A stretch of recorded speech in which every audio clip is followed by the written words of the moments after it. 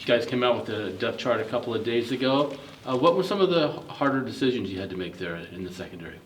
I don't think it's any. That's probably the hardest part about coaching is setting the depth chart. But we're just trying to find the guys that can execute and play at a high level for us, ultimately. How was the 35 under 35? I got it.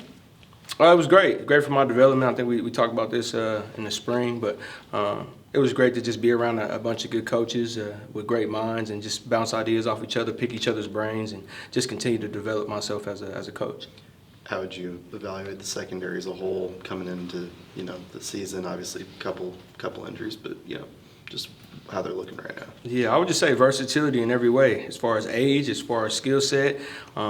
Just as far as where we come from, but ultimately I think it's always been a melting pot of that. And these guys have attacked it every day. We've challenged each other. We made practice hard, so hopefully Saturdays are easier for us. But we got a lot to prove to ourselves more than anybody outside of here. So just excited to watch these guys go play.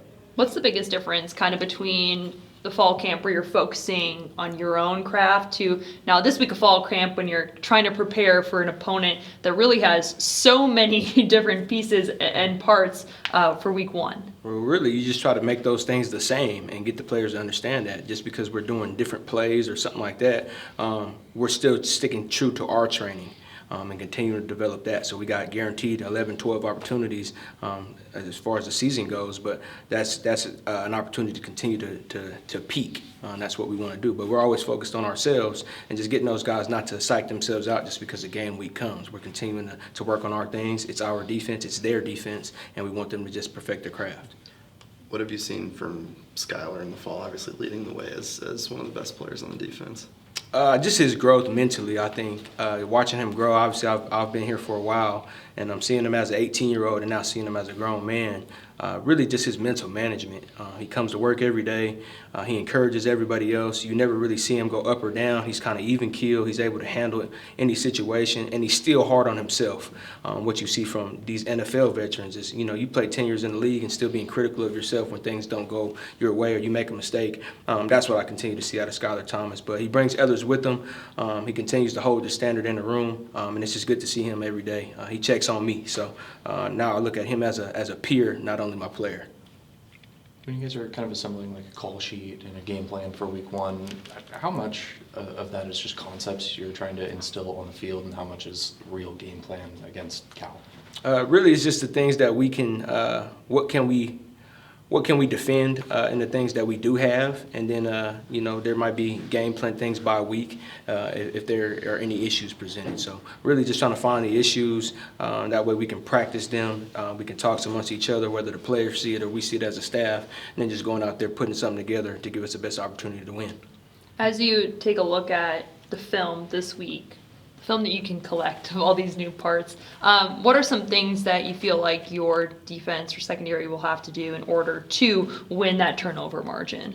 Really just first limit the explosives so we can get them in situations where we can dictate just the attack.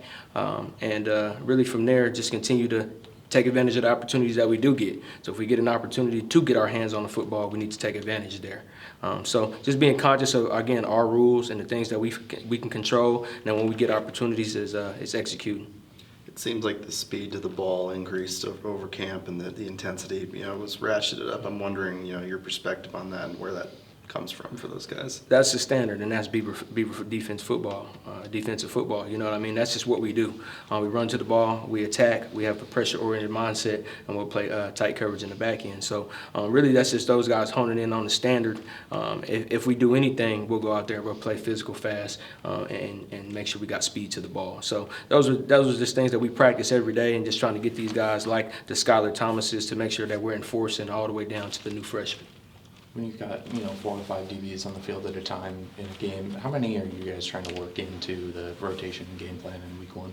As many as we can. I think if we can keep guys fresh and guys that can play good football for us, just going back to a question earlier, is the guys that can play good football for us, that deepens our depth. So those guys that can execute, we don't care who's on the field, what age they are, if they can go out there and execute.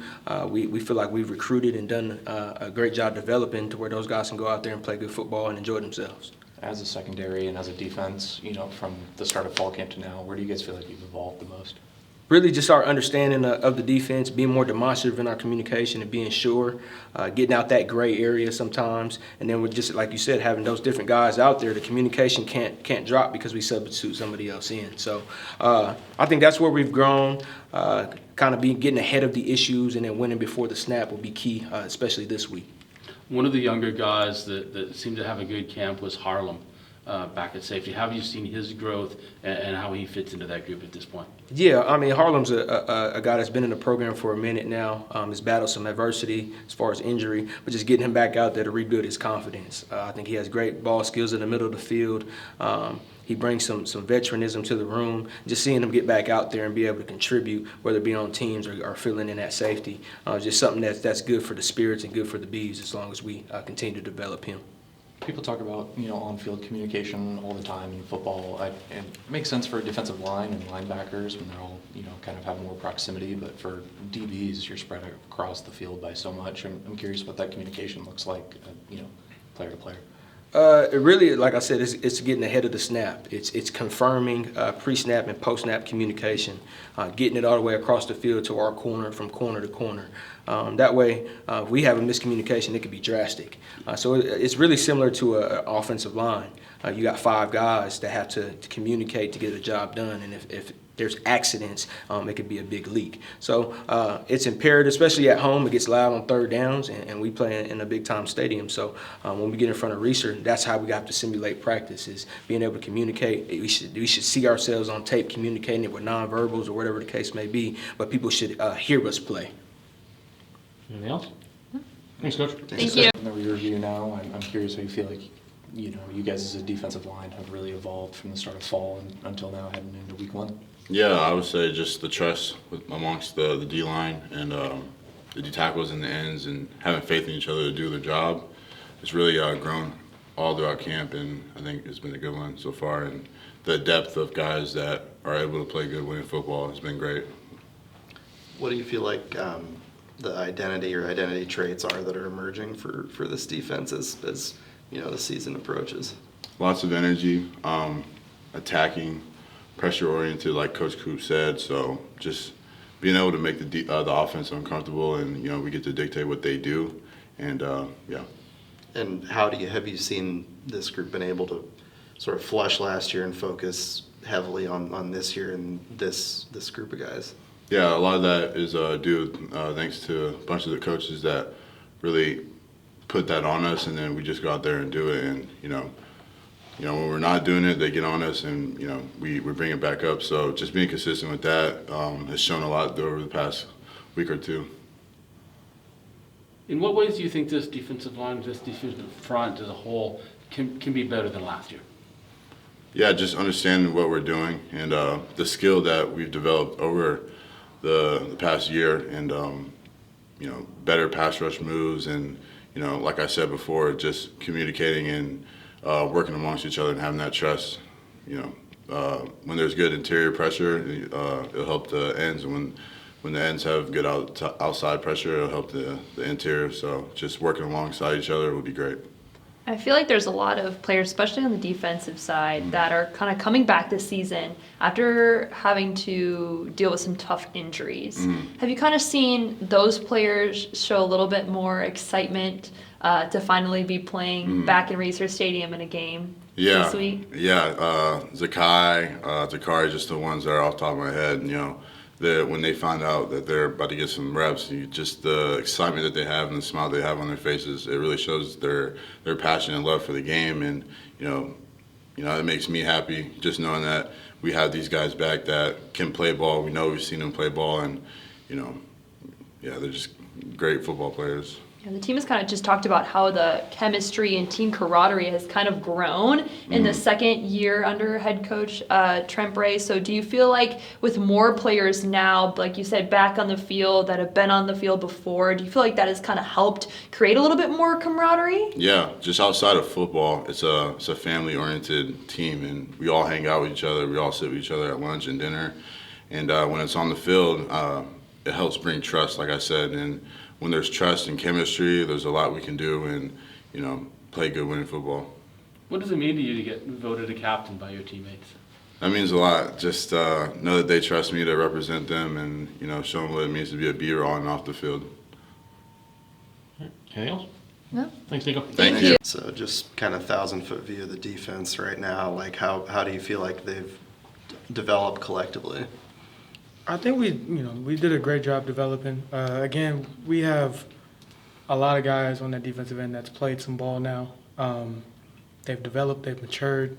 They did a good, they're doing a good job with the install, and through spring, through fall, they've been doing a good job. So I think, we developed greatly. Sure. And do you feel like people might overlook the idea of development, just because of, they look to last year as like an example of what this year might be like? Oh, yeah, truly. They definitely will, especially when you're watching film on teams and you go off of tendencies and you see people and like, oh, they have this guy, oh, they got this guy, this is what they did last year. For us, we think about like what happened last year was last year. This is a new year, new team, new us. Just kind of building off what you're talking about, you have a lot of guys on the defense that have played a lot of ball. A lot of those guys are coming off of injuries from last year. Have you seen kind of a different motivation, different kind of like something they bring to practice that's a little bit more like appreciation this year? Kinda. I would say I do see, that motivation and the determination in them, but they've always had that. So I don't think the injury is the thing that propelled that. I think they've always had it, and it's great to see them, back with us, and it's great to see that determination and the motivation that they previously had. But being this close to game week, do you feel like everyone is just excited? What do you feel like is motivating this team heading into this week? We do a good job playing for one another. So I think just having that opportunity to, go show what we've been through and display it and go, on the grass and get after it. So. Yeah. Second year as a captain, I'm curious what that meant to you to be voted by your peers as a captain again. It always means a lot. Anytime I get to, I guess, affect somebody in a positive way, whether they're on our team, on the staff, even in the city of Corvallis, that's always a great blessing to me. So it meant a lot, and it felt, great. You spoke earlier in fall camp just about like how much fun you were having kind of mentoring some of the younger guys. Obviously we see on the depth chart Trey's backing up as an outside corner, and Zephin's not far behind with the safeties. I'm curious what it's been like helping bring those youngsters along. Oh, it's great. I used to be that, young dude, even though it was like a century ago. I used to be in their shoes. So it's always great to have somebody in your corner when you're a young guy, not really knowing what's going on just yet. But, yeah, it's great to see those guys coming along, too. How does your role kind of play into that? Is that like a film room thing? Is it on the field, in the locker room? I'm curious what that mentorship is like for you. Yeah, it's just all around, whether if it's in the film room, in the locker room, on the field, in the weight room, no matter where it's at. I try to be a mentor, try to show the guys, the right things to do and whatnot. How do you prepare for a freshman starting quarterback that you don't have any college tape on? How do you guys get ready for that? That's like any other team. We respect all, but we fear none. So, again, even though he's a freshman, newly incoming, lefty, we're still going to respect him, just like any other quarterback that will play all season. Are you watching any high school tape, or are you more so kind of looking at like just their scheme from last year, anticipating they might stick to something along those tendencies? A mixture of both. We got to see him before he was over at Cal because he was up here. We recruited him a little bit, so got to know a little something about him, but kind of a mixture of both. So tendencies on what Cal likes to do, and then how he likes to play and what he likes to do. If you guys have talked about the difference of having Coach Bray, running the defense, I'm wondering what that looks like and examples of that making a difference for you guys. It's great.